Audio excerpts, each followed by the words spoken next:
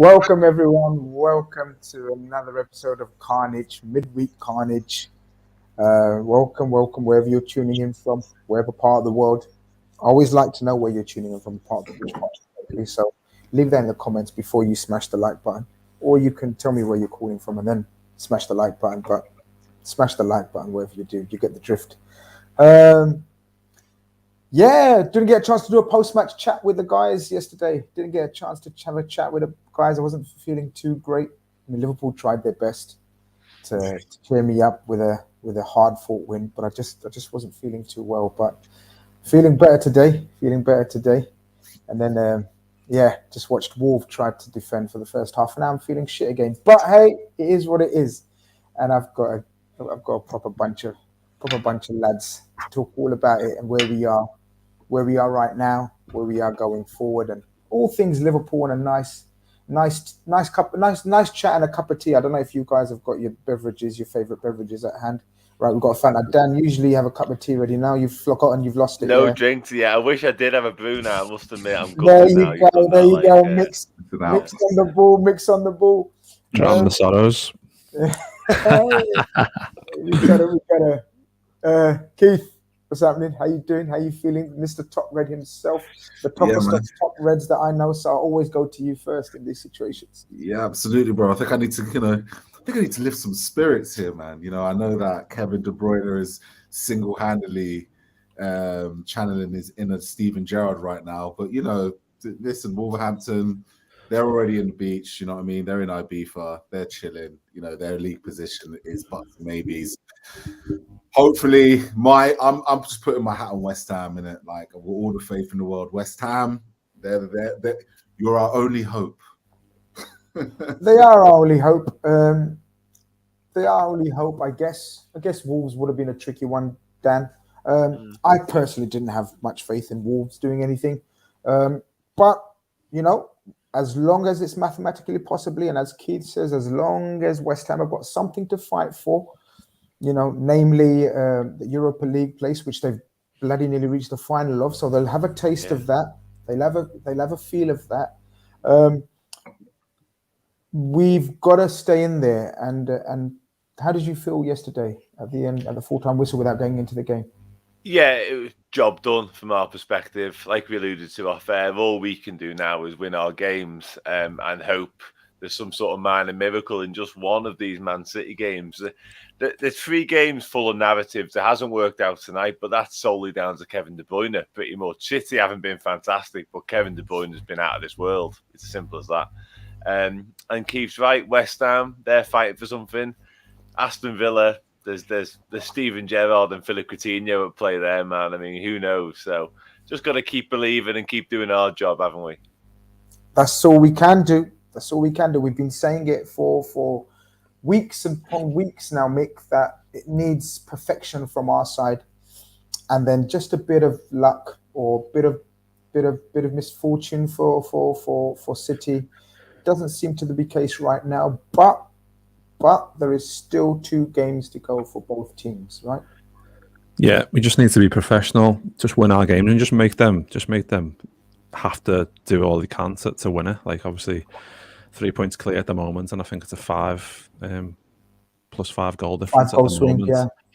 So I mean, it's going to be difficult. All we can do is win our games. That's literally, it might be as cliche as it is, but that's all we've got to do. And then hopefully West Ham away is tricky, and then they've got Villa at home, haven't they? So either way, stranger things have happened. So you just got to hope.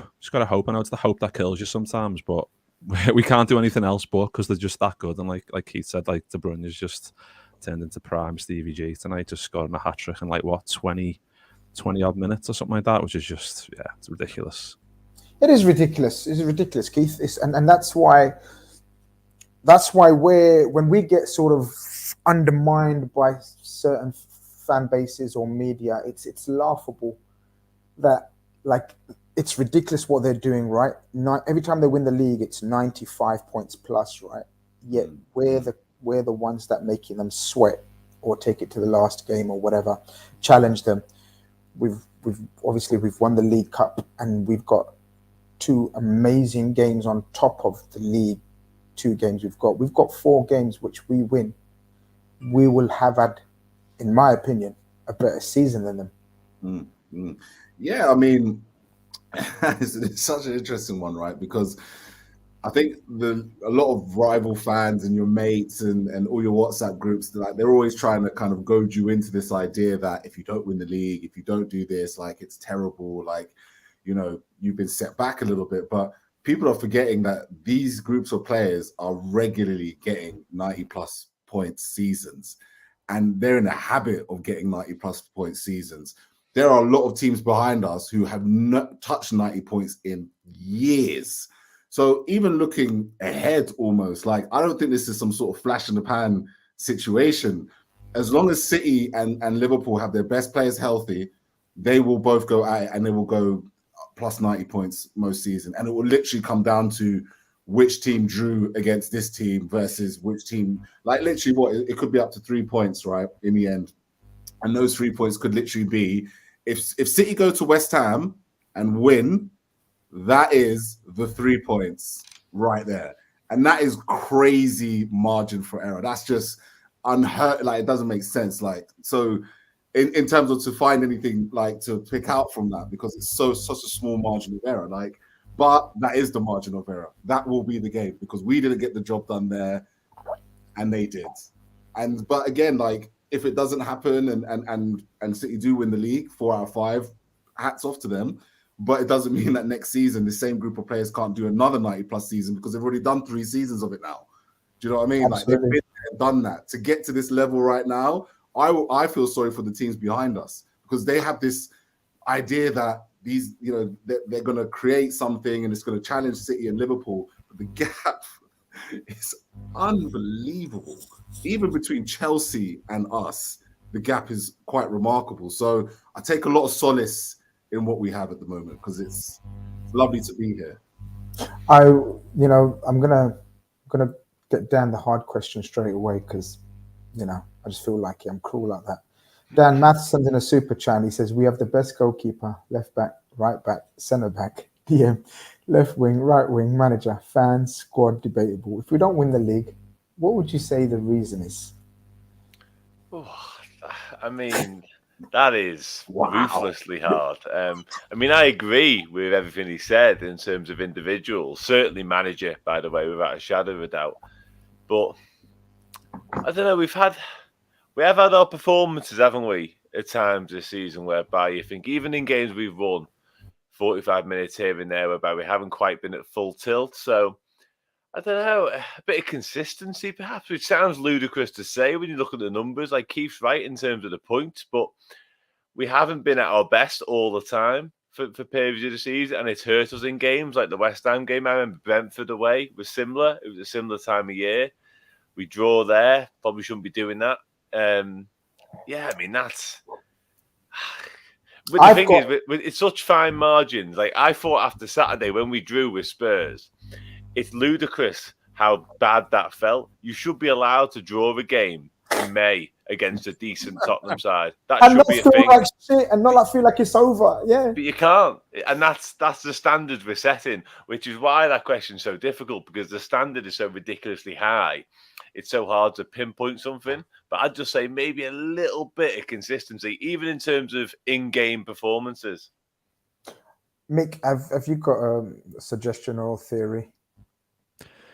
Yeah, I largely agree with Dan, really. Like, it's hard to put your finger on, but like, I've just seen a comment in the chat, like Bottle and Leeds against like Brighton and Chelsea. Like, I just think I always come back to that Chelsea one at Stamford Bridge, like when we're 2-0 up and you're just like, right, let's just ride the wave here of like just staying ahead in the game. But obviously I think Kovacic scores like a 40-yard screamer or something, doesn't he, gets them back in the game. But it's just the draws, isn't it? Like Brentford's and the Leicester defeat. Wow, that was huge at the time. 8 draws as well. 8 draws. Yeah, the draws, obviously. But then the Leicester one is like Salah scores that penalty, we probably win that game. They were terrible as well, Leicester at the time. I tell you what. I've got a theory, guys, and I just want your thoughts on it, because I knew, because this kind of question gets thrown at social media platforms a lot. Oh, Liverpool fans claim X, Y, Z, but then why? I just think, on the back of last season and the amount of injuries we had, an amount of serious injuries we had, I think the first part of the season, I think we suffered as a result. If you look at the majority of our drop points, it was all in the early part of the season. Obviously, Brighton, Brentford come straight to mind, basically before Christmas. And when you've had major players out for so long, and what did we speak about all the time about our major players that have been out for so long? They will need time to get rhythm again. And I think my opinion is that they did find time to get rhythm, to get rhythm again. And that, even as we said, the fine margins are there. Let me just give you an example. Virgil van Dijk, we didn't see the best of him. I think we all agree, and up until about Christmas, just post-Christmas. And where we let those sort of sloppy goals in, a couple of sort of accusing eyes looked at Virgil not being quite up to speed. That could be the 2-3 points that we dropped. That ultimately is going to be the difference. That's just my thinking, because consistently wise as well, we're magnificent consistently wise as well. It's just that I think that the long-term injuries and the after effects going into the early part of the season cost us. We weren't great against Chelsea. Do you remember at home? Fabinho was out, and then again, it's just timing of bad luck. The COVID scenario seemed to hit us in the busiest part of the fixtures around Christmas. Do you remember we were going to that Chelsea game you talk about, Mick? We went without our manager. We went without Virgil. No Robertson, and I can't think of one more. We were a depleted squad around that time. So, but it is what it is, man. We've got a few things to look forward to, man, and we're gonna get into it. I'll tell you Go on, Keith. Which I found interesting. Like, of the teams that Liverpool and City have dropped points to, pretty much all of them, bar Leicester, are based in the southeast. So maybe it's just a trip down to London and the south coast, which City and Liverpool ultimately between them. So it's been Spurs, Southampton, Crystal Palace, Chelsea, Brentford, Brighton, West Ham, and Leicester. That's it. These are and except each other as well. Obviously, we drew against each other. Those are the only teams that Liverpool and City have dropped points against. And when you consider it's a 20 league it's remarkable. LFCR 786 says, I hate how LFC fans don't allow themselves to just admit they are better than us. It's okay to admit it for FFS. All drop points were caused by our weak midfield, which we neglected in the summer. That's it. I don't think they're better than us. I would happily admit they're better than us if they were better than us. If they were better than us, they would have won the League Cup. If they were better than us, they would be in the FA Cup final. If they were better than us, they would have been in the Champions League final, not us. So I don't think they're better than us. I just think they're deserved league winners, and that's fine. I'm okay with admitting that, guys. I don't know about you guys. I think if they win the league, they deserve to win the league. And obviously, whatever we win, we'll deserve to win that as well. But he's adamant. He said their players are way more technically gifted than us, plus they run as much as we do and are better in possession. It is what it is. And just one more before we get into it. He says, we're going to end the season on 90 plus points again. Third highest points tally in our history of Premiership. I think we've been incredible, Ash says. We're just up against the cyborg team. And sometimes you just got to admit that, Dan. Just, admit that we're up against a juggernaut, same era. And we just concentrate on ourselves and we just enjoy our team for the pleasure they give us, right? Yeah, exactly that, really. And what makes, I suppose, this Liverpool side so great is the fact that it is competing with that Manchester City side, because it's an outstanding football team. There's absolutely no two ways about it.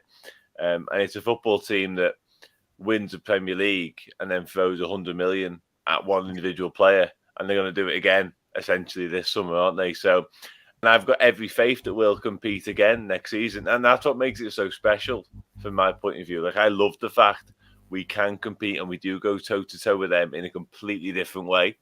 Our whole brand, our whole model is different. And the way we play football is different as well. Somebody mentioned technically gifted players there. And he's probably right. They have got more technically gifted players than we have. But the way we play football is much more easy on the eye, in my opinion. It's much more fun to watch. So, two different ways of doing it, and I prefer ours. If you like Cities, so be it. Phil, that's exactly what I said. I said, Grizz, they are better than us in the league, man. Just admit. I literally just uttered those words, Phil. I said if they win the league, they deserve to win the league, and they would have proved to be better over 38 games. Better than us, like, come on. Like, Liverpool and City have been deadlocked both league games. Liverpool played in League Cup, Liverpool won the game. Like, City and Liverpool, it's not a case of this one is better than this one and this must admit this one. How can it be? When they clash toe-to-toe, neither of them go against each other thinking, ooh, do you know what? I'm just going to sit back and play 6 men in the box like Tottenham did, right? These guys have the philosophies in the like two nuclear weapons launched against each other, and we'll see which one survives the bombing in that respect. So to say one is better than the other at this stage is plucking at hairs, I think. It is. I mean, look, we've got to finish the job in the two cup finals that we've got coming up, and then we can have this debate about who's had the better season and who will be happy.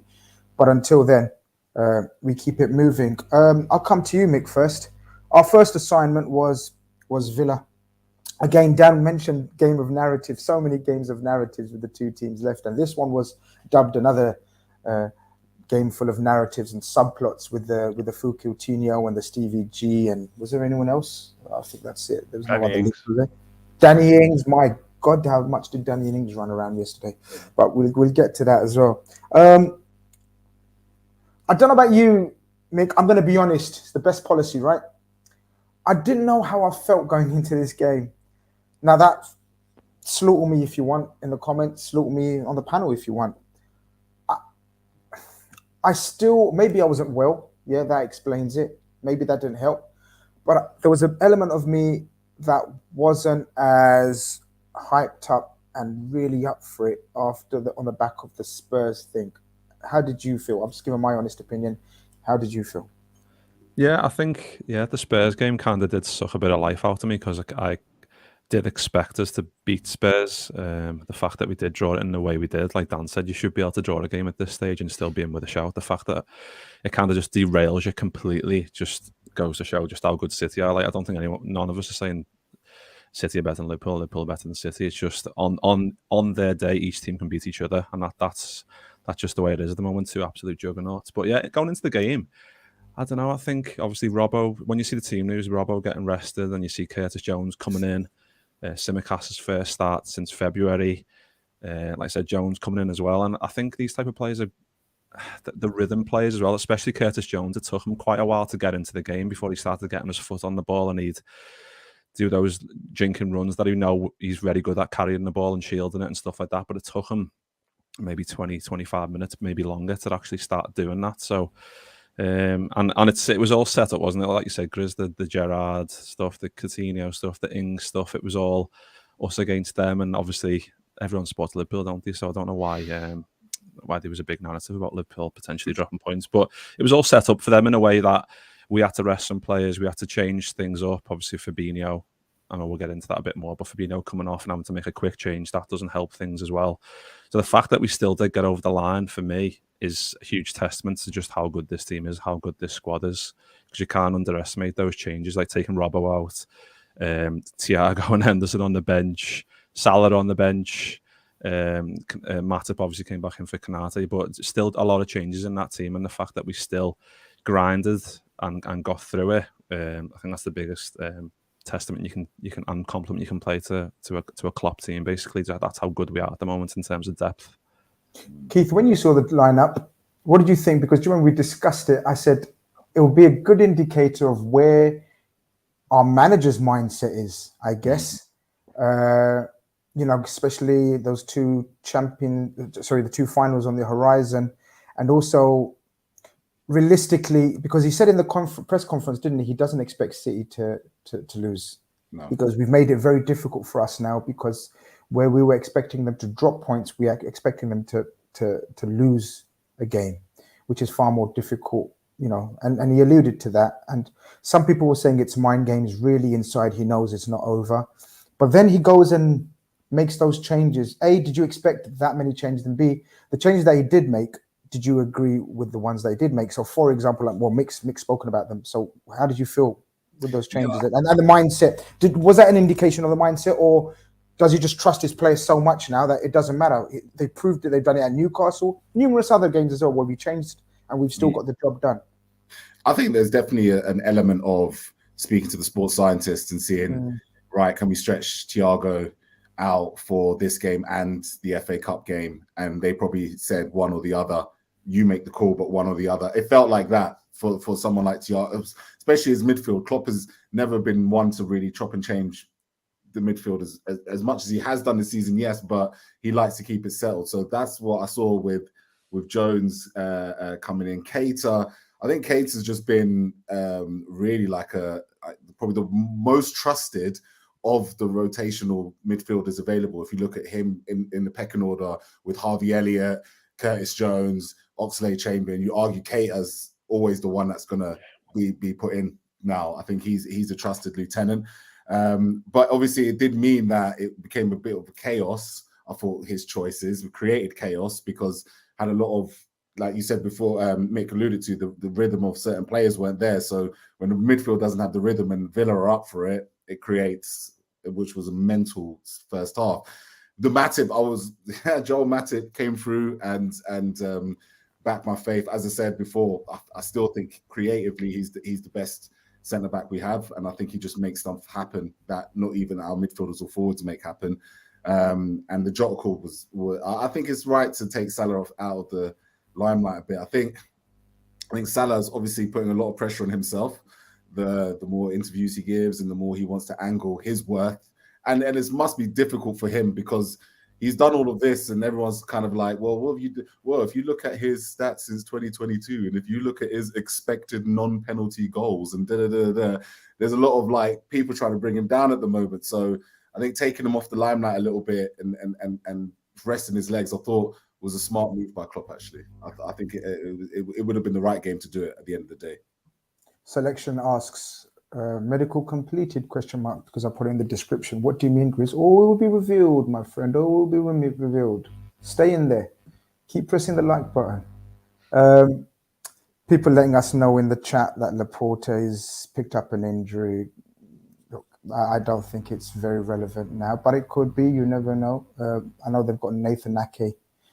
Oh, people are suddenly saying he's back up. Knee bent the wrong way, but he's back up. Amazing. Dan, the game started off, the atmosphere, Villa Park's always going to be a great atmosphere, night game. It just so happens that every time we go away to one of these historical type grounds, when Liverpool's in town, we're still the biggest draw. It doesn't matter where the fuck City are, how they play. When Liverpool come to town, and dare I say it, Man United, we're still the biggest draws for these historical old clubs, grounds. And the atmosphere was rocking. Steven Gerrard picked a very strong team. He picked his probably, and I mentioned it before the game, he picked his most robust, energetic midfield in terms of Douglas Luiz, the returning marvelous Makamba. That's his name. I don't think he's marvelous. I don't think he's marvelous, just in case you thought I'm overpraising him. And the little Scottish Terrier, John McGinn. Yeah. No surprises. Steven Gerrard's a born winner. He was never going to make this light work, so to speak. And the start was frantic, wasn't it, Dan? Frantic's one way of putting it. Yeah. Comedic from a defensive point of view might be a word I might have used. Yeah, it was. And credit to Villa, I suppose, for the way they started the game. They were at us. It was a million miles an hour. The crowd were up, like you said, and I suppose that spurred the players on. And I mean, obviously, the goal comes from the offside situation, which is frustrating. Take us through that, because it's literally the first phase of the game, literally a few minutes, isn't it? So, look, it's clearly offside. Mm-hmm. Well, go on. I don't know what to make of it, because I've had so many different versions that it's a different phase of play. I don't know. It clearly, the goal does come from, a couple of phases of play after, I would suggest. But the defence never gets set after sort of appealing for the initial offside. At no point is the defence set, because even when the goal comes about, Matip runs into Tsimikas, and Matip's in the left centre-back position. So there straight away, something's not quite right. Like positionally, they're a bit out of kilter. Be it Ollie Watkins offside, runs in behind, gets his shot away. And ironically, if Alisson would have let that shot in, or had it have gone in, they never would have scored. Like, it would have stayed 0-0 throughout the whole passage of play, because it was offside. The game would have restarted. We'd have been set. Away you go.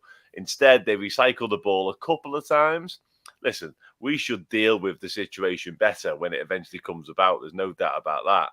But it never should have got to that stage because it was offside. The only thing that frustrated me from like an officiating point of view is we've come so far now with technology and VAR, etc., etc. I still think it's pretty poor, quite frankly, the standard officiating especially. But why can't the VAR be almost watching that back in delay and see that he's offside and have a word with the ref in play almost and say, at some point you need to stop this game because the reason this is all happening is because Ollie Watkins took the ball in an offside position. Because we were a mess. From that point on, we were all over the place, and that's why we conceded the goal. I guess I see what Dan's saying, Mick, and I haven't had enough time to sort of think about it and give him a clever reply, if I've got a clever reply or agree with it. So I've taken it on face value, and I know what he's saying. But one thing pops in my mind straight away. If that was to happen, I don't think the officials in this country are up to the pace of the game to know when to stop it, when to start. It will just be hell. Even worse, I think. How many stoppages? But I don't know what's the answer then in that case, because if go on, Dan. You're dead right. You can go to Mick in a sec, but obviously that we've conceded a goal because of that. Yeah. You are right in what you're saying, but it's a goal that's happened. It's not like we've conceded a free kick sometimes you see it when like an offside player will win a corner, and if the offside isn't given, you can score from that subsequent corner and nothing gets said. That can't be right either. Like if the same thing applied and the VAR said, by the way, that shouldn't be a corner because he's offside, you can call it at that point. You know what I mean? So it's a tricky one, Mick. I don't know how we overcome this, but he's right. Because if it costs you a goal, and let's just say, hypothetically, that was the goal that cost us the league title. It's mad. All this technology, all this money spent, and something like that. So is there a way around it? Is there something that we can fix that going into next season? You suggest that I email them? I honestly don't know, but it needs to be changed. I don't know. Obviously, there's surely some clever people amongst the referees who can decide what to do. But like Dan said, the fact that if that shot goes in or Alisson parries it out for a corner, throw in, whatever, they can score off that. You can accept that a bit more because you can go, well, we've regrouped, we're ready for a set piece coming in or a ball being whipped into the box. You can deal with it, but what you can't deal with is what happens when we play the high line. Is most of our players stop for probably like at least 10 off the gas on the pace, at least by 20%, because they know that flag might be coming.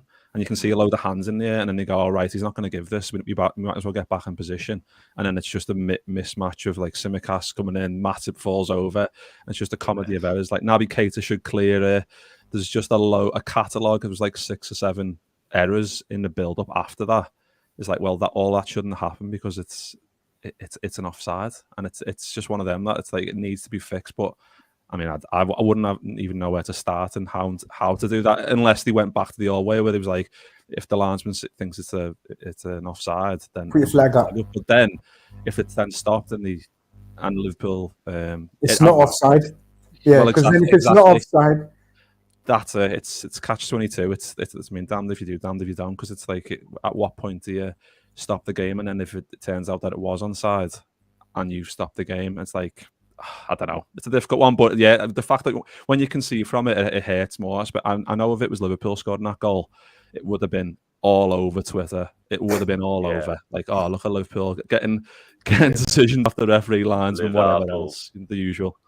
Yeah, Keith, I don't know if you want to have a look at the goal, because I thought Tsimikas. We'll go on to speak about individual performances, but I thought he started off like a man who hasn't played much, especially that first 20 minutes. And that can happen because when you make 5 changes, you're not going to get the rhythm and sort of the efficiency of a well-oiled machine that you're going to get with the same personnel with 1 or 2 changes. When you make 5 changes, that's half your team.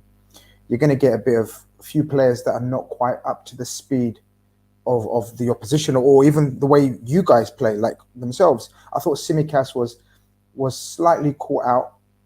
Not to just single him out, but any idea what he was trying to do with that, and It's almost or any other one to blame, I guess, because it looked horrendous, didn't it? It just looked ugly. What happened? Yeah. I think obviously there's just I think Van Dijk bundles Tsimikas and Tsimikas drops to the floor. But what's interesting though is despite all of that, Liverpool seem to have a knack of scoring these back post headers lately. It seems to be a thing. Like I looked at that goal and I thought to myself, that chance was mighty similar to what was happening in Villarreal literally a week ago. He seems to be quite susceptible to these, wide situations. Obviously, Spurs also scored in our penalty box. We're conceding a lot of goals in our penalty box, I think. And it is because we literally live and die. Like, I think it's become now not just an obsession, but I think it's become 4 goals. I don't know what you're going to think of this. I've just gone top of my fantasy Premier League. Yeah, I thought if I fuck up one way, I'm going to gain it another way. and I've actually captained Kevin De Bruyne over this double game week, and I think he's brought me about 70 points, 80 points just himself, and I've actually gone clear of my fantasy league. But look, we keep going. Sorry, Keith, you were saying. No, that's cool, man. That was a sucker punch, but don't worry. As I said, West Ham blowing bubbles. We're blowing bubbles. Yeah, so I think it's a situation that we've seen before, and we've seen us conceding. So I wouldn't necessarily blame Tsimikas because Andrew Robertson hasn't dealt with these any better.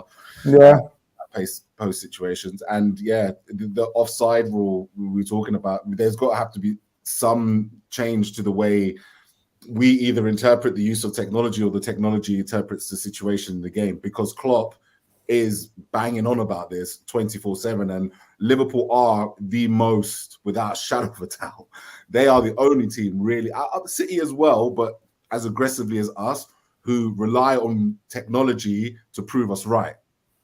And so back in the day, if the ref didn't put his flag up, he wouldn't have seen the offside. We would have just been like, "Oh, ref didn't see the offside." Now technology tells you to a T if someone was offside in a particular situation. Now it's kind of like, is it time to look at our rules to move with technology? Because clearly Liverpool have, because their whole game relies on it. So yeah, I think it's going to be a big talking point. I think Klopp's going to bang on about this for some time. Be interesting to see. It was a horrible start, Nick. Horrible start. It didn't make me feel any better at that stage, even though I was feeling under the weather, and that was the worst possible start. And I was kind of just numb at that stage. I didn't know. I didn't know how to feel and how to think. But this Liverpool team definitely knows how to make you feel better. I think through sheer mentality and energy and desire and passion, we got back into the game. I don't think it was a matter of sort of suddenly our game improved or suddenly there was fluency, fluent interplay. We go up literally the other end, don't we? And get the equalizer, and it's equally as a mess from their point of view. But my God, we needed it. Yeah, I think it was the worst possible start, but it was the best possible response from us. We needed it. Like, what was 3 minutes? I think that kind of settled us a little bit in terms of like, right, we're back to 0-0 now. We can forget about that absolute car crash that just happened down the other end, and we can focus on trying to get the ball down and play. But it wasn't easy because Gerrard knows exactly how we play, and he knew exactly what buttons to press in terms of that diamond that he played. But we knew that if we got it wide, we could get round that diamond and press them quite high. But it was, like you say, Grizz, that midfield that he picked is very hard work, and so you've got to put in those hard yards, and especially when you've got the crowd behind you, geeing them on to cause a bit of an upset. It's difficult. But I think when Hendo comes on, I felt like we played a lot better in terms of that. I don't know if Fabinho was injured. I don't even know what minute Fabinho was injured on, but for that first 30 minutes, he just wasn't at the races at all. And I think that kind of settled us even more when Hendo came on and gave us a bit of a cool head, a bit of just getting your foot on the ball, actually getting stuck into tackles as well, and just screaming at people, just the basics, just shouting at people, get into position, you go there, whatever else that Hendo likes to do, and actually had a good game. So it was nice to get that goal, settle us down, and I think that's gave us a little bit of a platform then to kind of go, well, as long as we get one other, I would have liked 2 more, but it gave us a platform to at least not be struggling for too long, because like I said, 3 minutes with a response that quick, it was perfect. So it was a good little platform to build on from there. Dan, not only for fans, but you could tell from the players and the coach and the subs bench reaction, everyone knew that, that was crucial to get back in it and almost refocus ourselves, even though we should have been focused from the kickoff. This gave us that extra sort of danger signs were there that, look, they're going to be a threat. They're up for it. Mm-hmm. We're going to have to match their intensity to get something out of this. This ain't going to be just our possession and they're camped in our box. We're going to have to be alive and alert. And I guess we tried to exert that. How did you feel we got on until halftime? And because actually take into that Fabinho, because I think we've discussed this before. When Fabinho's bad, he's really bad. I've said this before, and it was one of those games where Fabinho was really bad. Now, obviously, it may have been a slight injury he was carrying, or muscle strain or whatever. But when he went down and injured and came off, did your brain go towards cup finals, or what did you think, man? What did you think when Fabinho went down and injured? Obviously, we know now sort of the severity of the problem, and the Champions League, it looks like it's going to be touch and go. I'm confident that he'll make it, to be honest, for that. But yeah, he had a shocking first half an hour, didn't he? We weren't particularly fantastic for a while. I think we've all mentioned the word rhythm, and it looked like a side that hadn't played together very much to me. I think it took them 20, 25 minutes to really settle into the game, quite frankly. But again, I think we should credit Aston Villa for the way they started. But from our perspective, I think we showed a lot of character and a lot of resilience to stay in the game and obviously to level. And it was really important that we level so quickly because, every game's a must-win game right now. And that's why getting parity was crucial, because if you stay behind for too long in a game like that and your mind starts to think, God, this is looking tricky, you know what I mean? And it's sort of the last thing you need when you need to win every game. If you're behind for 20 minutes, suddenly you start doubting yourself, don't you? Even though this side, we've seen it a million times before, is an absolute freak mentally. Even these lads will be thinking, oh, this might be it. It could all be over tonight, quite frankly. But yeah, in terms of our performance, quality-wise, I wasn't overly enamoured, and I think you've alluded to it earlier. It wasn't a performance packed full of our best football, but what it was a performance that saw us step up to the plate in difficult circumstances. And yeah, as for sort of Fabinho's situation, like I said, I'm confident he'll be okay. It's a big blow, no doubt about it. Certainly for the two finals, I think the league games we can sort of manage without him. But having said that, there was a little bit of me that thought he's had a really bad half an hour. Maybe just fancies getting off this footy pitch a little early. But unfortunately, it turns out that might not have been the case.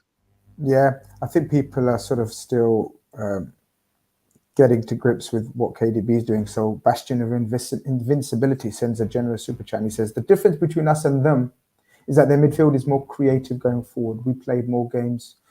Who's TTA? I think it's Trent, of course. Isn't it? Yeah, sorry, of course, yeah. Looks tired after 45 minutes recently. I disagree with that. I thought, we'll get into individual performances. I thought Trent was very, very good. Maybe I'm giving away my thoughts, but I've given away now. And they are richer than us. Yeah, they definitely are. Just my opinion. Now, you're absolutely allowed your opinion, my friend.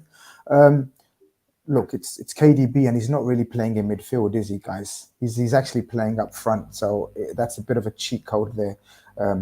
Whereas our midfielders have been better in terms of goal scoring this season, haven't they? They've all chipped in with 3-4 goals, but it is what it is. Keith, as Mick said, Hendo comes on and kind of settles the game down, doesn't he? He does what Hendo does. He instills mentality. He instills desire. He just talks to people and reminds them of their duties. And that is such an undervalued, I think, an undervalued talent to have, because we've all been there. We've all played football, and we know sometimes you always need one player who may not be the flashiest in your team, who may not be the most technically gifted, but you need him every Sunday or Saturday, as the case may be. And you look to him, and he's the, rallier, organizer in everything. He's your manager on the pitch type thing. And it was so evident that Henderson came with Klopp's instructions, and and it calmed everyone down, kind of thing, didn't it? Absolutely. I think people wildly what's the word? They don't appreciate almost that level of talk on the pitch. When you see other teams, rival teams collapsing around you, just look at their pitch and see their players and see if they have any of that caliber who can come on and actually give instructions that they believe in, because they're a captain and they've won the Premier League and they've won the Champions League and they've proven leaders. You need these leaders, and there's a lot of them in this Liverpool team. But Henderson out of all of them, when he comes on into a situation like this, I like that he came on as more of like a metronome. When he comes on as more of a metronome, here to calm the game down. Just for the oldies in here, including me, and in the chat, what's a metronome then, Keith? Metronome, isn't it that? It's when you that thing to the beat, right? It's like a tick. Is it? Okay, if someone's got a better explanation in the chat what a metronome is, let us know, because Keith said, isn't it the guy that the beat and it's left me bemused. So Dan's beating it right now. So Dan, go ahead. Because I don't think. You roll to the beat. Well, let's see, because Keith's done an Avi there. People know Avi, aka Blue Chip. He's done an absolute Avi Blue Chip. I'm right. I'm right. Actually, it is the metronome. Is that device that goes right, like a steady beat. Yeah. Oh, okay. Fair enough. Well done, sir. Is it a pendulum? Is it called? Could be another word. Could be another use for the word. Actually, pendulum. Someone that I feel like Henderson's. That's a good analogy. Actually, now come to think of it. Now we know what it means. Now we know what it means. I was like sitting there, like I didn't know whether to agree or disagree, because I didn't know. It's always good to ask, isn't it? Yeah. So I think he comes on and does a fine job in that situation. And I think it is. Look, the midfield, is it creative? Is it this? Is it that? And the other. I think the midfield this season has pretty much done everything that we've needed it to do, right? And the most important thing of all of that is they've just stayed fit. That is the number one. Midfielders are the position that gets injured the most. All your favorite midfielders get injured all the time. You look at your Pogba, where's he been all season? You look at Kante, he's had struggled this season. Kovacic is, you've got that's such a tough position to play week in, week out, the intensity footballers do. So the fact that all of our midfielders have been fit and available, including Henderson, to bring on in these situations has been a massive underrated win for us this season. You know what I mean? Because we've needed them all at separate points of this of the season, and Henderson in this situation was no different. Mick, I loved at halftime. Did you see the clip where Klopp's running off and Steven Gerrard's like chasing him? It seems. Right, I thought that was hilarious the way they do it, because Klopp always runs off at halftime down the tunnel, and then Steven Gerrard's like sort of running after him. Normally, Steven Gerrard's apparently been walking off, striding off. I just found that funny, but kind of again, halftime, we were getting a bit of momentum near the end of the half. I thought we got in a couple of times. Naby Keita, is that in the first half when Naby Keita has an air kick? Yeah, it is in the first half, isn't it? So we've had our fair share of chances in the first half, but I thought, again, getting at halftime and Jurgen calmed them down even further. I mean, Jurgen Klopp's the ultimate metronome then in that case, right? If you think about it. Can I use it for Jurgen Klopp, Keith? I don't know if that makes sense, but no? No. No? All right, we'll stick to Henderson. Only because when I mean it like Henderson, that one. No, I know what you mean. Yeah, sorry. You can give them vibes to the team, can't he? So I suppose it works in a way. In a way, but Jurgen Klopp. I think we're far more dominant when we come out in the second half. Surely no changes, because we can't risk to go any earlier in terms of changes. Even though we got a certain Thiago and Salah on the bench, was you okay with giving it another 15-20 minutes after halftime? Yeah, I think the Carragher on commentary mentioned like the halftime whistle came at a bad time for us, really, because like you said, we were starting to get in the ascendancy. We were trying that, like I said, that diamond. We were putting pressure on the wings in terms of getting forward. Tsimikas was getting forward. I think they mentioned Trent wasn't getting forward. Then all of a sudden, Trent's getting in dangerous positions, whipping balls into the box. Keita has that air shot. But yeah, we had a few good chances. Getting to halftime, I think sometimes with Liverpool, you get to halftime and after that, we're going to be a lot more settled. And sometimes you're like, why can't we be like that from the start? But I think it's just kind of the way we feel our way into games sometimes, and we like to just go with the flow in terms of what Klopp wants and go, right, let's see what they're going to do. We can react to that. If we react badly, then we can still stay in the game. If we react well, then we're going to batter you. And we'll get to half-time, we'll settle down, and then we can see what we can do from there, see what their strengths and weaknesses are and what they're planning to do in-game. Defensively and attacking and on the attacking front, and then kind of counter that. I think it's not a coincidence that I think it was like 3 minutes after Thiago comes on, we score.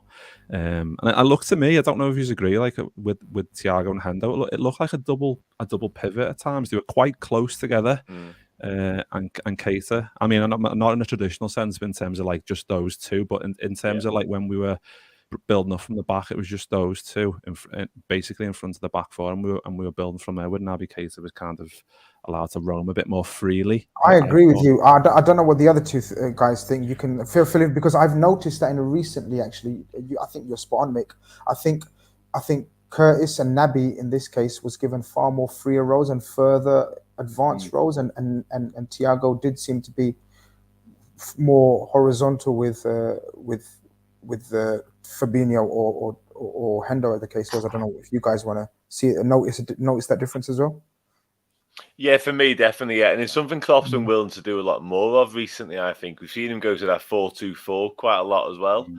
We tend to be with four attackers, like out and out attackers, and that's when we're sort of not chasing the game, but looking to kill off a game. And it's something we can do when we're going to be in the ascendancy and we're going to be dominating the ball, which we did, I thought, second half against Villa. So clearly he sort of spotted that quite early on and felt able to go to that, because with Thiago and Henderson, as good as they both are, you probably do want extra legs in there against, with all due respect, the better side. But when you are dictating possession and having as much of the ball as we were, you can afford to do it and let Keita go and run ahead like he was doing. So, yeah, I think it's a great shout. I think this is a great shout as well. Where's it gone? I think Aval the third. He says, I thought it was a short person who gives away free newspapers in the train station at Metronome. Metronome. So there you go. There you go. There you go. There's always one that there's always one that deserves a shout out, and he deserves a shout out. Dad joke that. That is a proper dad joke, isn't it? But it works. It works. Metronome. It works. Keith, Mick's right. As soon as Thiago comes in to the team, 62nd minute, 65th minute, he puts on a press. And of course, how many times have we underestimated the pressing of Thiago? We all talk about his touches and fancy Dan passing, short, dictator of tempo, metronome. But then we underestimate his pressing and his intelligence of pressing. And he knows exactly the angles and the areas to press, because at his age, he can't just go around pressing everywhere and nilly-willy. So I find that element of his game really underrated, but he knows exactly where to press them. And it falls to Diogo. And Diogo Jota, for me, played far, far better. And that was another indication of him playing better, where he picks out a first-time pass over to Luis Diaz. And the rest, we saw what happened. Crucial goal, crucial time. Thiago, Jota, Diaz, Mane. The floor is yours. With Thiago, right? Look, I'm not gonna lie. I've watched him play for Barcelona, Bayern Munich, but I never really watched him, sat there and watched him like I watched Liverpool for 90 minutes every week, right? So when he first came, the first thing that blew my mind was, I thought we were just getting this slick pass to do like nice midfielder tidy. This guy's going in for challenges. This guy's winning headers, slide challenges, pressing all over. I was just like, okay. It was erratic. It was, and at times he wasn't within the rhythm of the team, but it was just really a surprise to me. So this side of his game over the last year has been something that people don't talk about enough, but they should, because his counter press has led to situations and chances because we play a counter press. Like Mick said, we react, right? We always look at teams and we react to where they move and where the ball has. So to have a counter presser like him in the team, it all makes sense as to why Liverpool went and got this guy at 29 years old, because clearly they saw how intelligent he was in this factor of his game. And it wins us again a situation that ultimately gets created by a pass from Diaz, which almost it's almost like he just like gently almost like put it onto Mane's head, if that makes sense, with the instep, which I found he didn't bend it, he didn't cut it. Didn't he do a similar one couple of weeks ago? He done a similar assist, guys. Help me out here, even in the chat. He done a very similar assist, but sorry, continue with that one. Someone might remember it. And he puts it onto the head of just the, you know, if you're going to put it onto anybody's head, it's going to be Sadio Mane, and it's going to be at Villa Park. Like, I'm a real big, like, this season really opened my eyes to, like, certain forwards have agendas against certain clubs, and Sadio Mane has an agenda against Aston Villa. 9 goals he has scored for Liverpool in games against Aston Villa. Wow. Now, remember, this is the second time he has scored the winning goal with his head the last time in the Premier League. Yeah. So it was made for Sadio to score that goal. So it was a great finish. Like, the guy's he's 5'8", 5'9". Like, he scores an obscene amount of headers for a player's size. He knows how to direct the ball. Such a great finisher, and you know, couldn't be more happier for him in that situation. And I think even though Sadio has frustrated throughout the season for various different reasons, the one thing that he has done this season is score goals. This guy has just scored goals. That has been it. He's just been a goal scorer this season, and the more he does, the more it's risen in importance, if that makes sense. You know what I mean? Like, he scored crucial goals against Benfica. He scored crucial goals against Man City, man of the match performance in the FA Cup semi-final. And he does it again. And, you know, he's having almost a little bit of a Benzema type renaissance, if you will, where this player was, you know, kicked to the curb, not what he once was, and then he's coming up doing it in big moments. So hopefully, one of the nicest things, sorry, just to go off topic second, but one of the nicest things is that all our players are in form. Like, we are a form club. So we're going into these situations, these cup finals, with players that are on form, winning football matches, scoring goals, getting points. That is going to be a massive, massive, massive factor for Sunday, because Chelsea, in and out, if, but, maybes, us, these players are doing it. I think they've gone into just the zone. The zone, yeah. They're zoning. They're zoned in. They've been zoned in since the beginning of this year, really. But after AFCON, when everybody started coming out, and we've gone on this run where we haven't lost a single football match all year and all that kind of stuff, it's because of people like Mane being in that kind of form in this zone, and you've done it. I wanna get Dan and Mick's opinion on Mane as well, because I think we need to give him some flowers. I just think, for me, he's gonna. I tweeted it as well at the time, because I genuinely how I felt. I think he's gonna. Well, no, I think he's absolutely going down as a legend of the football club, an iconic and memorable figure, especially in the Klopp era. We all remember his debut at Arsenal, and again, I don't think that goal was talked about. I mean, that was one of the most stunning goals I've ever seen. Yeah. He's played on the right. He's played on the left. He's playing through the middle. He's gone through the 5-6 years he's been here. Never hear a bad word about him. By the way, apparently we've got over 310 people in here, and apparently the likes ratio is embarrassing. Like, I don't know if you want to know who's at the medical, and this is pretty much a Liverpool player, but if you do, you better fucking smash a like for me. Otherwise, I'm just calling a day on this stream. Dan, I don't know, man. I can't speak highly enough of this man, first and foremost, because you look at a character and you look at a personality, and he epitomizes Liverpool Football Club. Never in the headlines for the wrong reasons. An absolute warrior, gives him his all, humility, humble beginnings, everything about him just epitomizes the club. He gets everything, and Klopp loves him. That embrace at the end, I thought was, I just wanted to be the third person in that hug kind of thing. Any words on Sadio Mane? Yeah, I think we've all wanted to be the third person. Klopp fair enough. Now, haven't we? No, yeah, Sadio Mane, sensational, absolutely sensational footballer. I think he came in for some criticism last season because his form definitely did take a dip. But for me, there was sort of mitigating circumstances in that. I think he was struggling. with various things, as the club were and as the side were, generally speaking, if we're going to be honest. So don't really hold that against him. But yeah, you're dead right. Phenomenal. Club legend without a shadow of a doubt. And he's been reborn, hasn't he, in recent weeks? I think the AFCON stuff and the qualifying for the World Cup and going centrally has actually brought out a whole new lease of life in him, and it really suits him. He's got the attributes to do that role.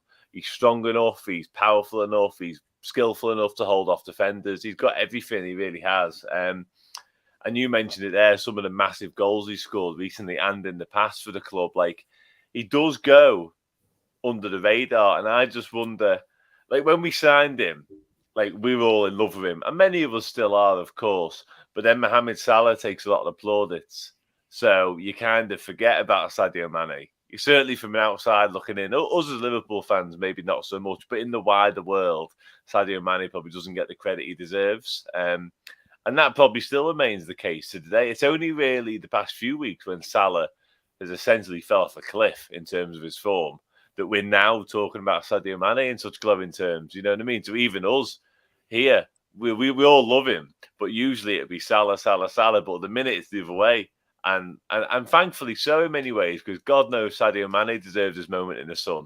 And you're dead right in what you say about his humble beginnings. I recently did like quite an in-depth article on him, and football aside, what a man! Just what a bloke! Like, fair play to him, phenomenal. Give it a plug. Where can we go and check this that in out? Anfield it was. It was called the boy from Benbali, which is where he's from in Senegal. This is Anfield piece. Really in-depth look at everything he's done, where he came from, etc., etc. Phenomenal human being. Go check that out, people. Go check that out. This is Anfield, Dan Club's article on Sadio Mane, and what a good time to read it and feel more, if it's possible, to feel more attached to this legend. Mick, probably the good time to bring up this super chat then, who says, Ash says, do you guys worry that Mane and Salah actually want new challenges and don't want to openly say that to end their time at Liverpool on bad terms? It just coincides with sort of the rumours after the game that Bayern have been making inquiries.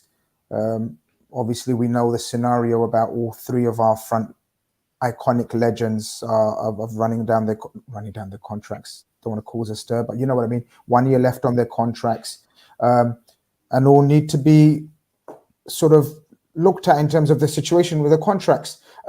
I don't see any sign of Sadio showing any signs of wanting a new challenge.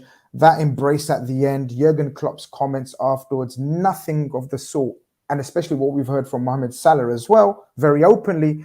Nothing of the sort indicates that they want new challenges. I mean, is there a better challenge out there for these guys? Yeah, I don't think so. I think they're at the right place. It just depends if terms can be agreed, and I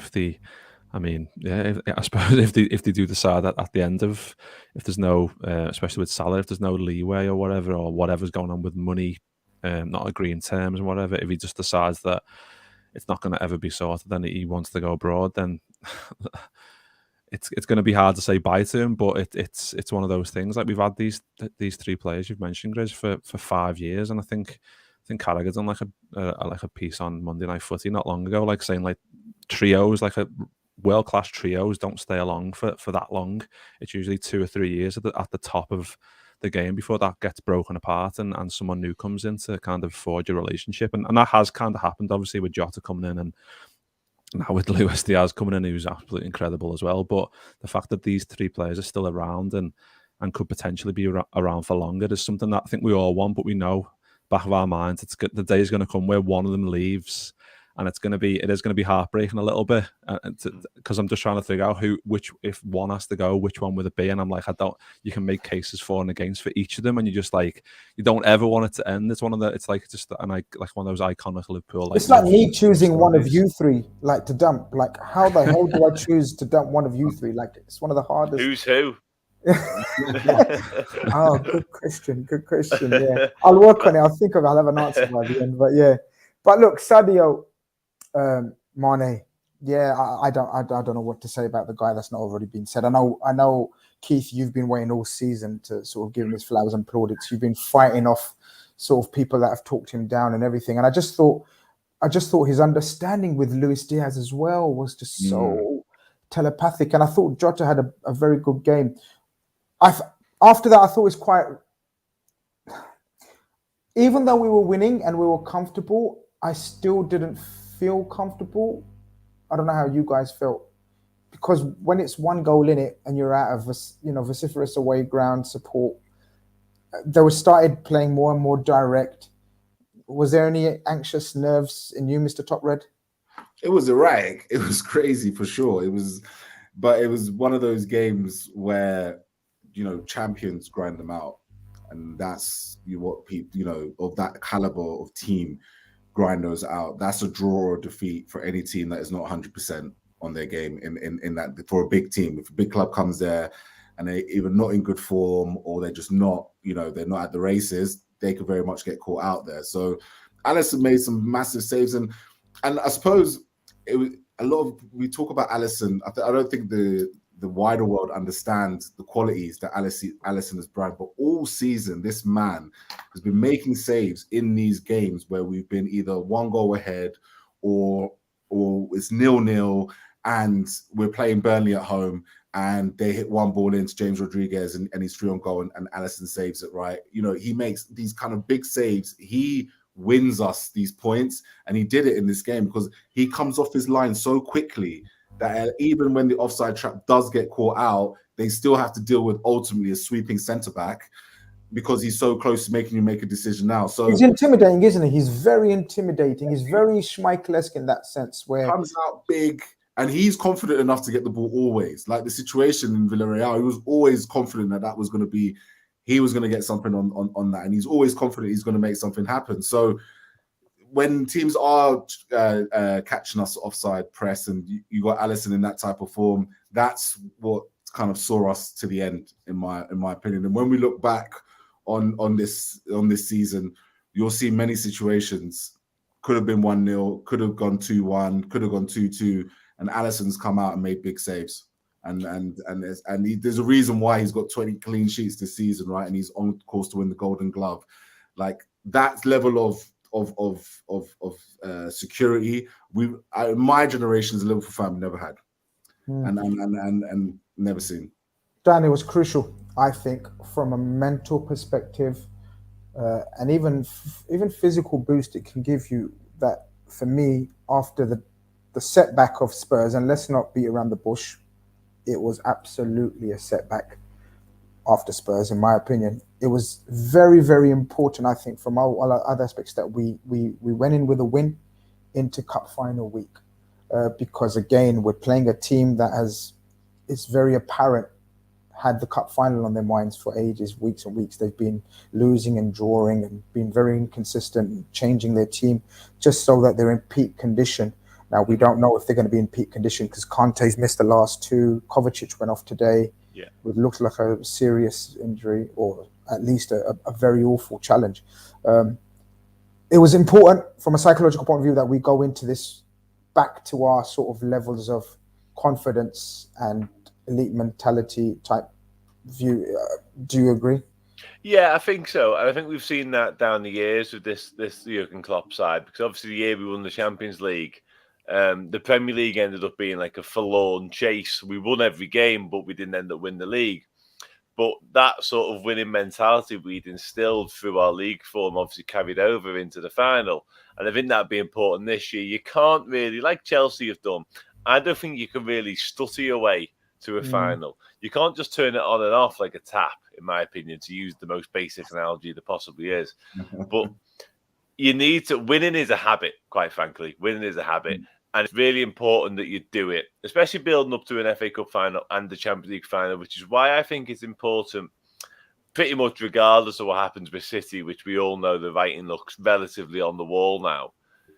But we need to win our final Premier League games as well as the FA Cup final for obvious reasons, because we need that same momentum going into the end of the month as well with Real Madrid. There's no point sort of forgetting about the Premier League now and just going, oh, okay, we may as well rest 9-10 players a game, and just, because that doesn't work, especially with this side. Because I've said for a long time that this team is better for playing football, consistent football. I know that brings its own problems in terms of fatigue and, you know, a little bit of maybe just tiredness comes into performances at certain points of the games. But every time we come back from an international break or something similar, we look miles off the pace, I always think, for at least one game.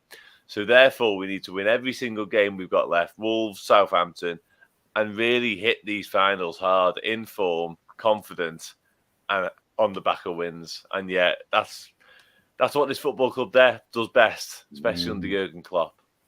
Yeah, I think momentum is key. I think you're spot on. I think we're just not one of those teams that sort of can sort of rest and go missing. I think with the type of team that relies on momentum and sort of that being active, because that's the way we kind of play. We're a very active team, aren't we? It's taking that into consideration, Mick. Saturday we've had the extra day's rest, which is unheard of for us. Usually we're on the other end of these kind of gaps in the fixture list. How are you feeling into cup final week? Now that we know, as Dan says, look, let's call a spade a spade. Let's put it out there before we get, before we confuse our brains and minds. Look, it'll be one of the shocks.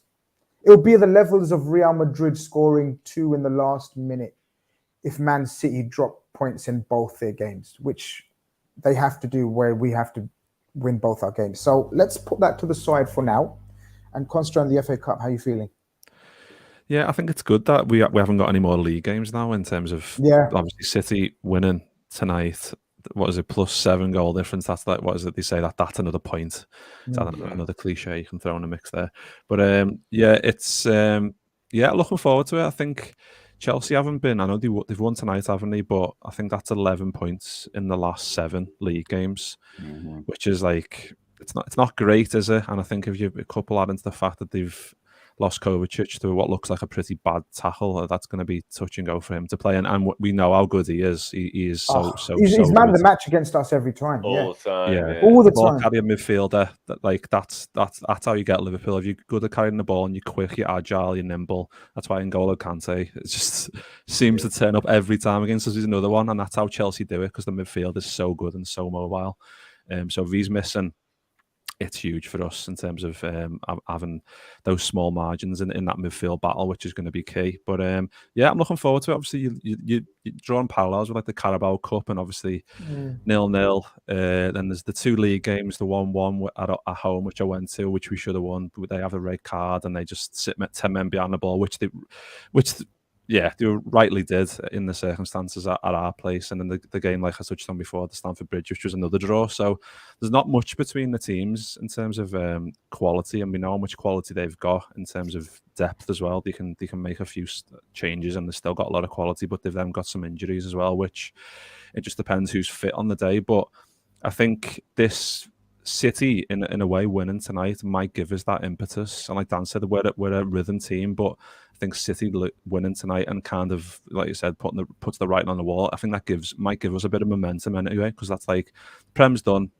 right? Cup final time. Let's get into the FA Cup. We've got one in the bag. Let's get another, and then build on from there. Because we still need to win our last 2 games. It doesn't matter. We still need to win our last 2 Prem games. But this one, we can put down a little marker, especially for the Champions League. 17 days time. Let's go and beat Chelsea this time. Let's not win on pens. No messing around with Kelleher scoring 12th pen and whatever. No messing around. Let's beat them. A couple of goals in 90 minutes.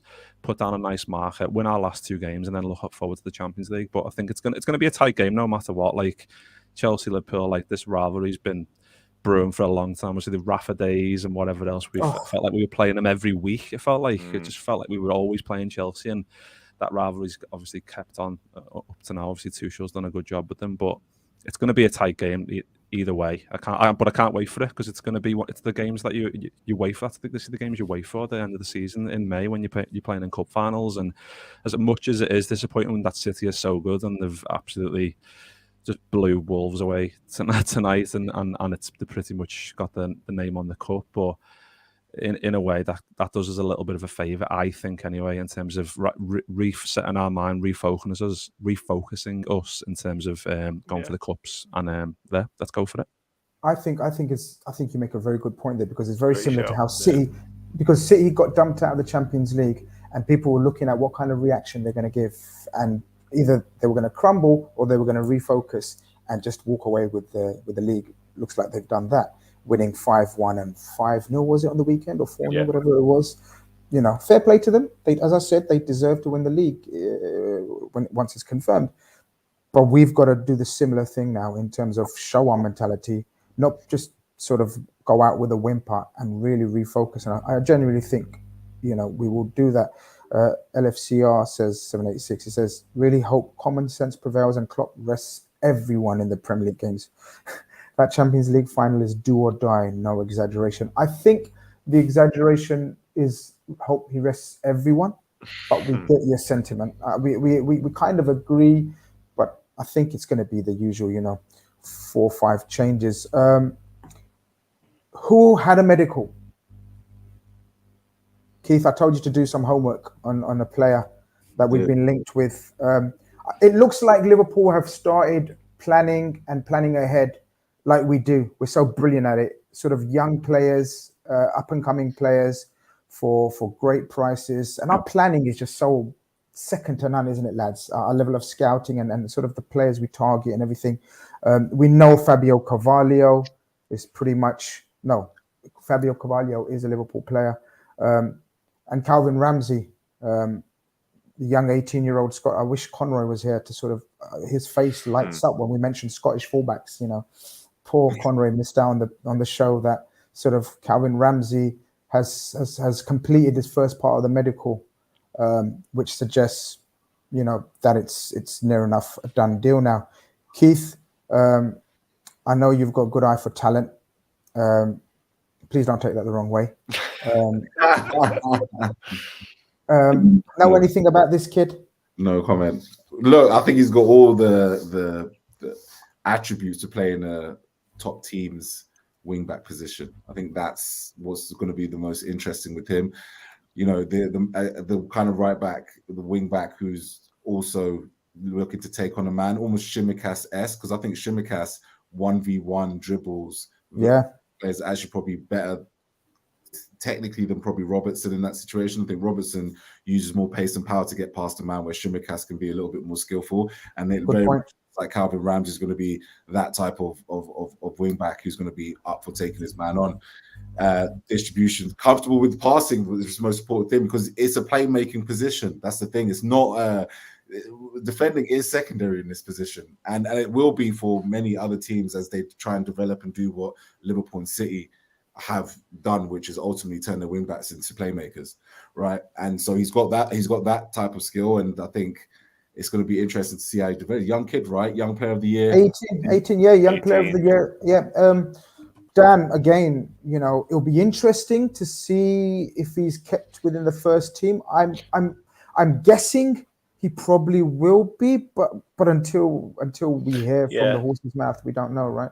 Yeah, I would have thought so. To be honest, he's played, I think, 30-odd matches for Aberdeen up in Scotland, so he's got a bit of first-team exposure, albeit in the Scottish Premiership, which is a relatively few levels below the Premier League, let's be honest about it. But even so, we've seen some good players come out of that league. Kieran Tierney, Andy Robertson in recent years, Scottish fullbacks as well, of course. And yeah, like Keith said, I think Ramsey, I've looked into a little bit about him for various pieces of work. And yeah, he's got all the attributes. He's a mini Trent Alexander-Arnold, if there is such a thing. But the thing with sort of his first team chances, I think a lot will depend on Nico Williams, won't it, and what he wants to do. And I think it will be a case of what he wants to do. I think the club and Klopp would perhaps keep him on if that's what he wanted. But I think Nico Williams himself has alluded to the fact that he probably wants to go and play football now, which probably why he's had a taste, hasn't he? He's had a taste, hasn't he? Yeah, and he said it before, hasn't he? He said it after the Euros, I think, with Wales. I think he said he wanted to go and play footy then. And you can't really blame him. He's probably looking at the situation. He's a bit older than Calvin Ramsey as well. He's like 21, 22. He's looking at it going, I'm never getting past Trent. Whereas Ramsey, 5 years younger, got time on his side, hasn't he? So You know what? yeah, Do you know for what's me, it's a great interesting? signing. Dan, you know what's interesting? You said that about Nico. It felt like watching it like a Nico Williams S-type player because he's a bit more like that. But like you said, he's older, and now we've got a younger guy who will wait for 5 years. Whereas Nico's kind of ready, so and he needs to be playing, doesn't he? Yeah, exactly. Yeah. If you think about it, the way Dan and Keith have said, Mick, it makes sense, doesn't it? Like Nico was at that age where the desire to play every week is at its maximum. You've done your hard work. You've reached 21, 22. You've represented your club, your country at the highest level, and then now, but you still don't see a future at right back because Trent is what, 23, lads? Is he 23, 24? Yeah. So you don't see. Whereas Ramsey's 18. He knows he's going to sort of only get better. He's seen the progress young players have made at Liverpool. We know so many other clubs were in for him in terms of like his parents were pushing him for Leeds apparently, but they've come round and realised that this is the best club for him. And I think it kind of makes sense. I think the writing's on the wall for Nico. What do you think? I think it is. Yeah, I think so. I think any other time where we didn't have Trent, I think we'd be like Neco Williams is quality, and he is. He's a very good footballer. It's just a shame that he's got the best in the world, just constantly playing, and he's never going to get a sniff. I think he's like, and the thing is, I think Neco's had a few games, and he's not performed well. I think that time where he got slated and he deactivated social media, and then I think he done an interview recently where he said that was one of like the darkest days of his career so far. I know he's very young, but I mean, there's worse things in life. But like in terms of like football and whatever, and getting grief for having a bad game, it's just like there's a few checkered spots there that kind of like, well, it would be good for him to go and play footy somewhere else, and he's done well for Fulham. They've been promoted, whatever else.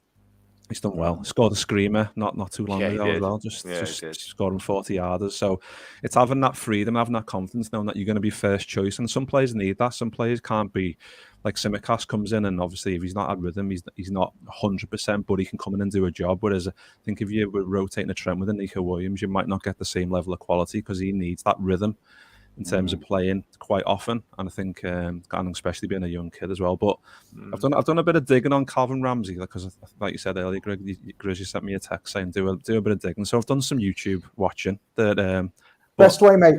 Andre Voronin looked like Pele, didn't he? But yeah, I echo what Keith said. Like just from like the 10-minute clips, like he just like bombing forward, good with both feet, looks very strong, very fast. Like agile, like all like he looks like custom made, custom built for us. For a Klopp. Exactly. And I think it's in a way like the fact that we're in for him, you know he's going to be good because you know just how good we are at scouting now. You just go, well, I don't know this kid, and I've never heard of him before, and I've never seen him play like footy before. I've seen a few clips. But he'll be boss. You know he's going to be quality, don't you? Yeah. You just know he's going to be quality.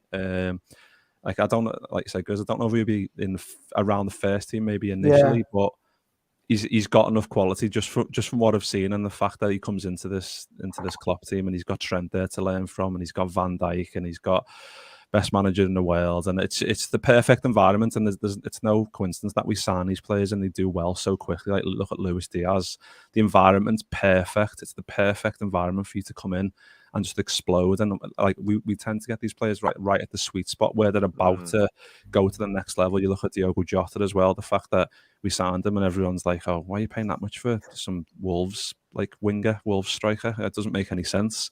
We want Timo Werner instead, and then we get Jota and he scores loads of goals. How did that work out? Exactly. So it's like you've just got to blindly trust it now because the scouting system and the manager we've got in place is so perfect that he's gonna be quality. But like Scottish fullbacks, we signed Andy Robbo when he was 23, 8 million from some Hull. So obviously we knew a little bit more about him, but he was good and we pushed him to the next level. And I think from what I've seen of this kid, he can be absolutely terrific. And the fact that he, like you guys have said, and spot on, like he's a few years younger, so you can look ahead and go, right, when Trent's getting for 29s, 30s, and I'm still in around the squad, I can still put performances in. Then yeah, it's very good for us going forward, and especially strength and depth as well. Another string to our bow. we often talk about succession planning and the way we do it on the sly, almost undercover, without a splash.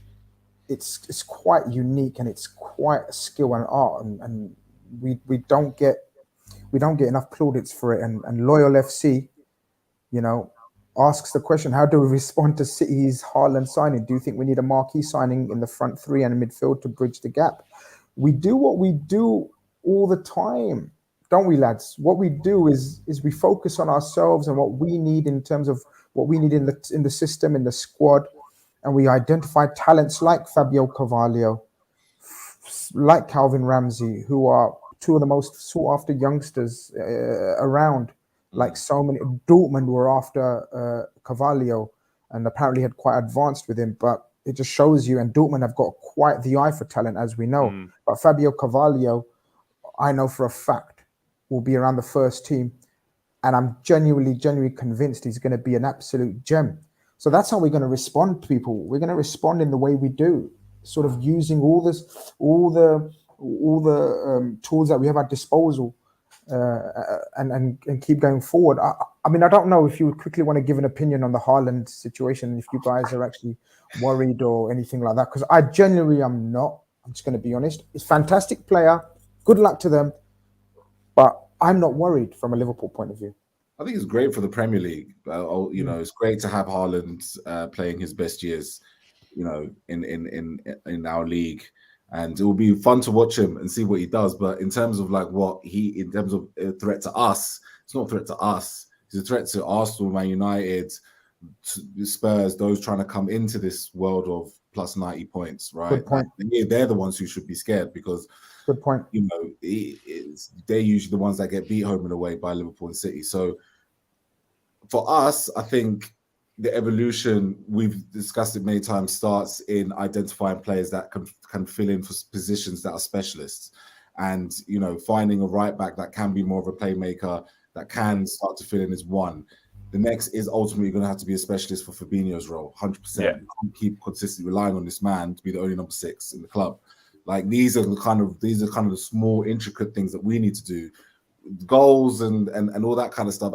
And you know what? That's what will ultimately always cause the disappointment, because when City want to buy a player in a position, they will literally just spend £100 million, big money on that one signing, or pluck that one signing, ready-made talent. They're very good at that. They buy the talent ready-made. Everybody wants him, but he's going to come to City, right? Our kind of way of it has been a case of we built these stars up to such an extent that now when they're cherry picking these new talents that come to the Premier League, they're coming in to face, you know, Mo Salah, Sadio Mane, you know what I mean? Like this is their world, you know what I mean? They're coming to their league, they're coming to their situation. So that's why we don't have to always go out there and spend the same to get these players in these marquee situations.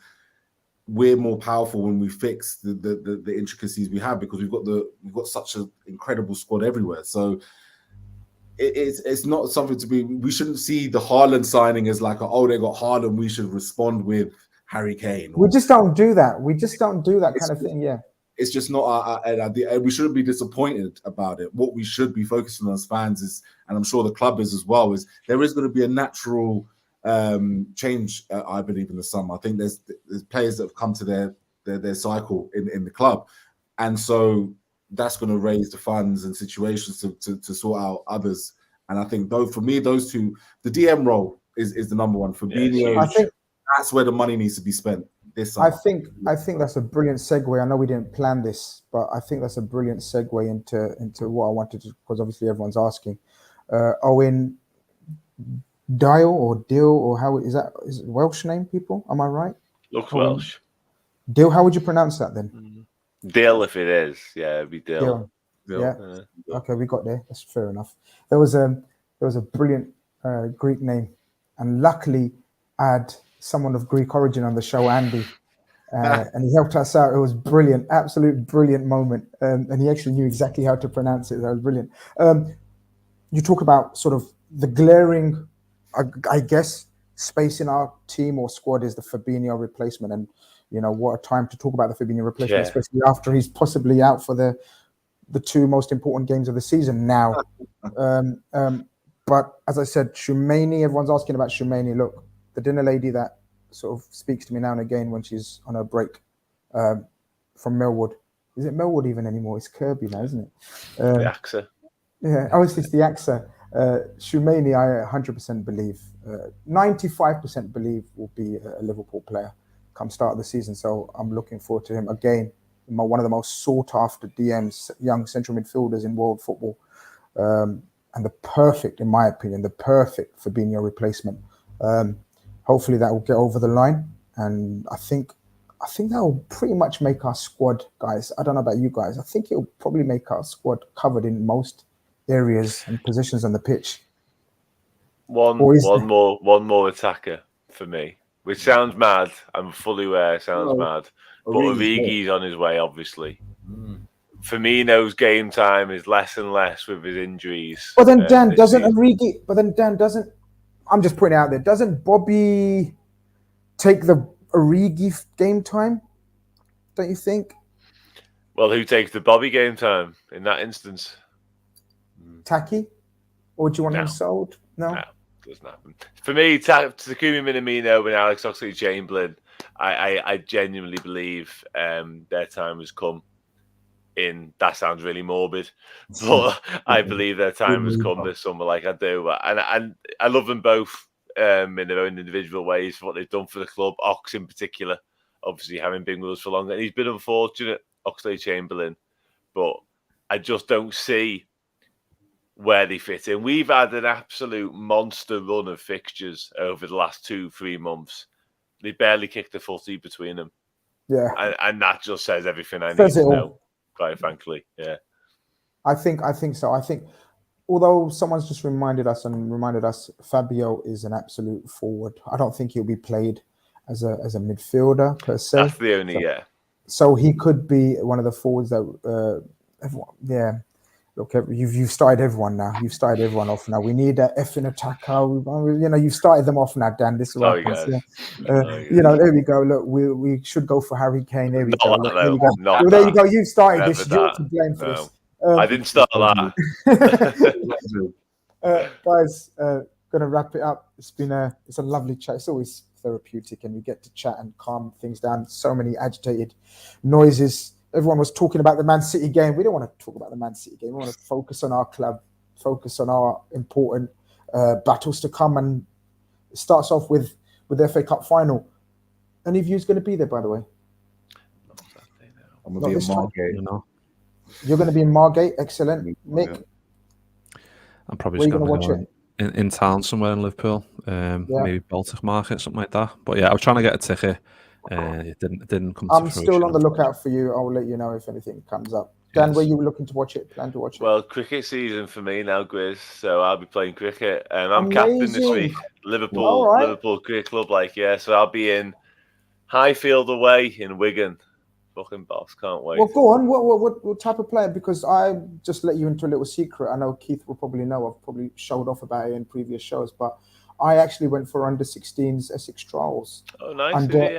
Under the great John Lever, who was the coach at the time. Do you remember left-arm swing bowler? Yes. I'm a bowler. Yeah, can't baff a toffee. But play for Liverpool. Go on. What kind of right arm? Fast medium.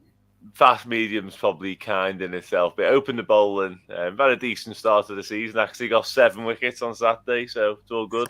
So would you say you're more, because I like that. Are you more Harmison or Angus Fraser? I was going to say Jimmy Anderson. I'm more.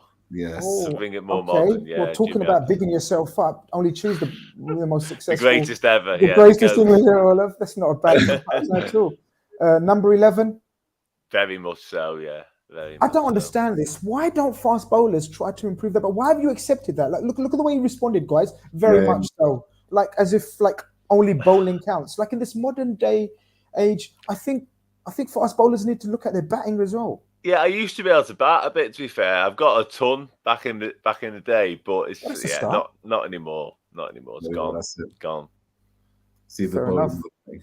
Yeah, no, I refuse. I refuse to because I picked up a knee injury quite early on, and I refused to give up on my bowling.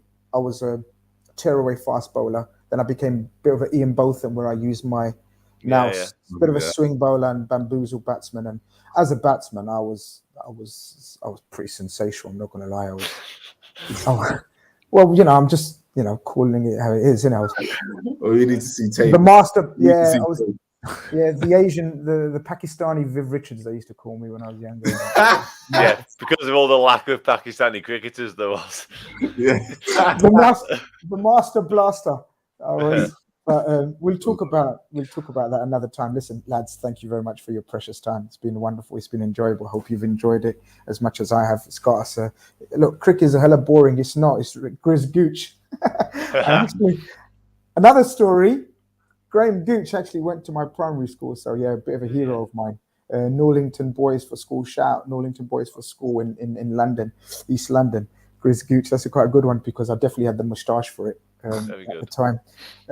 But yeah, let me try to work how to end this. And guys, thank you very much again. People, if you haven't liked the stream, like it. It's been a wonderful chat. Hope we've got you over the Man City result. Hope we've sort of distracted your mind. And we look forward to an FA Cup final. And hopefully we'll be very, very happy fellas on Saturday night and Sunday night. Hopefully I can get some of these guys to do a post-match where we'll be celebrating if they're sober. Fat chance looking at them. Yeah, fat chance they're going to be sober if we won the FA Cup. But I may do a stream on my own.